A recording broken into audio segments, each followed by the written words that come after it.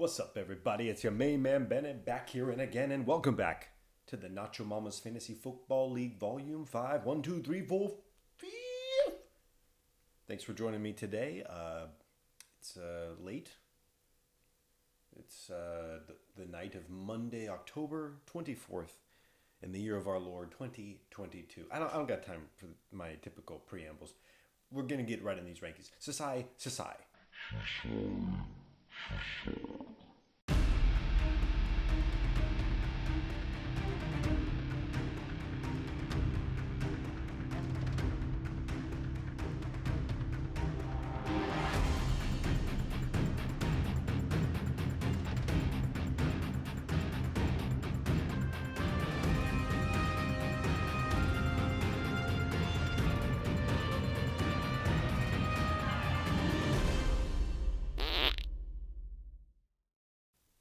Okay, here we go. We're going with the 12th place team. 12th place team in these here rankings is Kicking It with Younghoe. That's right. My notes for Samuel's team is that Samuel mayhaps forgotten that he is playing.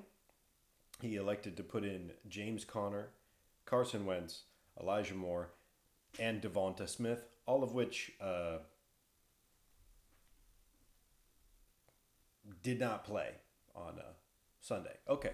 So that's okay. Moving on. 11th place team. 11th place team is the Sai Ghost of Bongtown. Andrew had an unpleasant experience going through the buzzsaw. That was the winery. Things can happen that way, but he's got some pieces still that are just underperforming. Jonathan Taylor, Dak Prescott, things like this. He has a get-right game against Team Robs this week. Let's go, baby. We're moving on to the 10th place team. 10th place team in these here rankings is literally the Packers running back room. That's right. It's Tanner's team. Unfortunate week for our boy Tanner. A.J. Dillon, Romeo Dobbs combined for 1.5 points. Ain't gonna cut it. Also, Darren Waller didn't play. So we've got a little theme going on this week with a couple teams, myself included. Moving on to the 9th place team. 9th place team in these here rankings is it's Master Cook. But the volume has been turned down.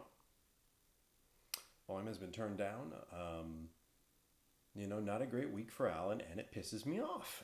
Those are my notes. Not even 60 points, and I blame Jared Goff. I did see that if he had played Chuba Hubbard, Gus Edwards, and DJ Moore, he would have scored about 91. So, hey, Leonard Fournette. Hey, Zach Ertz. We need some help here for our man. It's, all these 3 and 4 teams still right in the thick of it. 3 and 4, 4 and 3.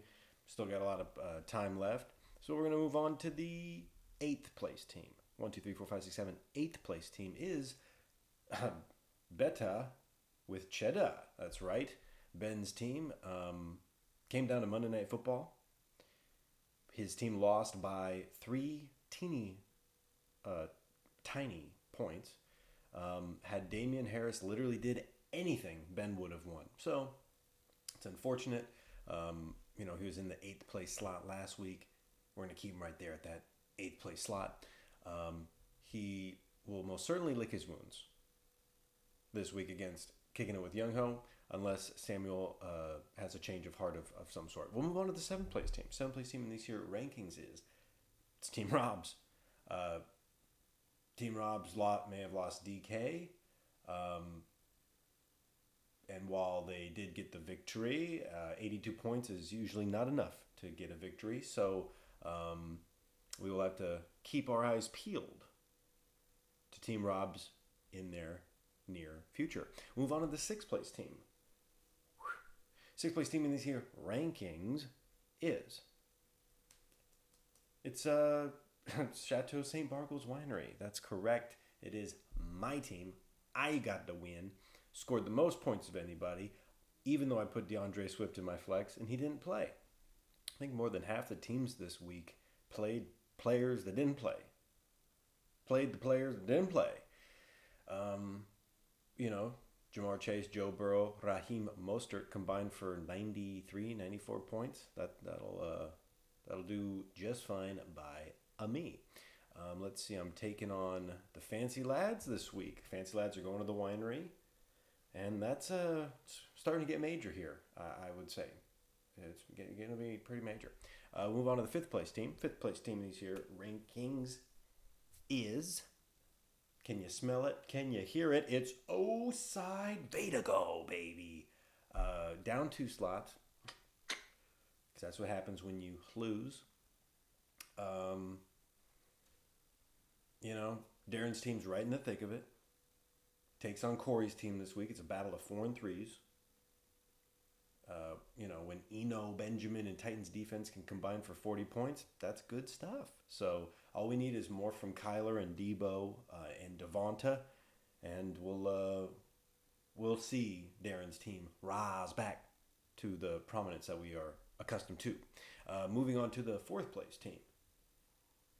Fourth place team is Grand Salami time. That's right, it's Grand Salami time. It's Katie's team, up 2 spots, got a victory this week. Josh Jacobs with 3 touchdowns. Jalen Hurts was on a bye week, and Christian McCaffrey's looking like he's going to do some things for San Francisco.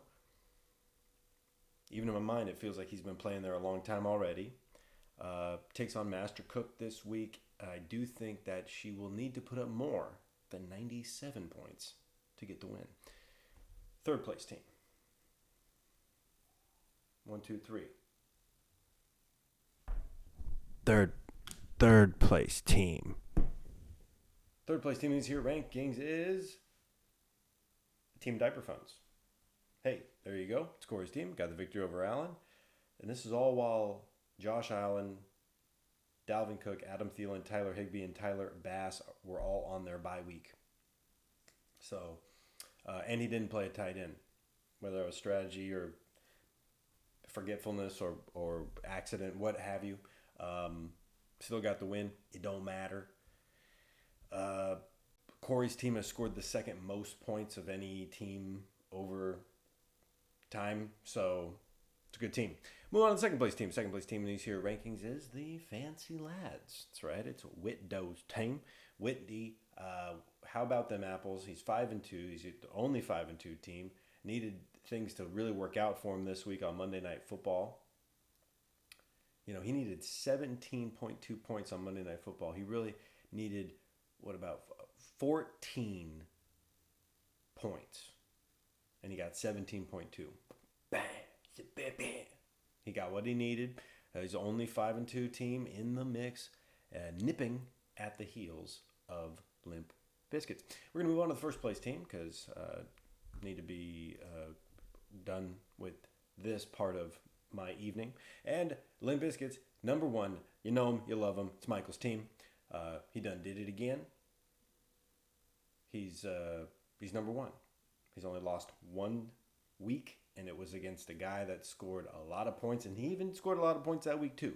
So he takes on Tanner's team, don't you know? And hey, I think that Michael will just continue his path of destruction.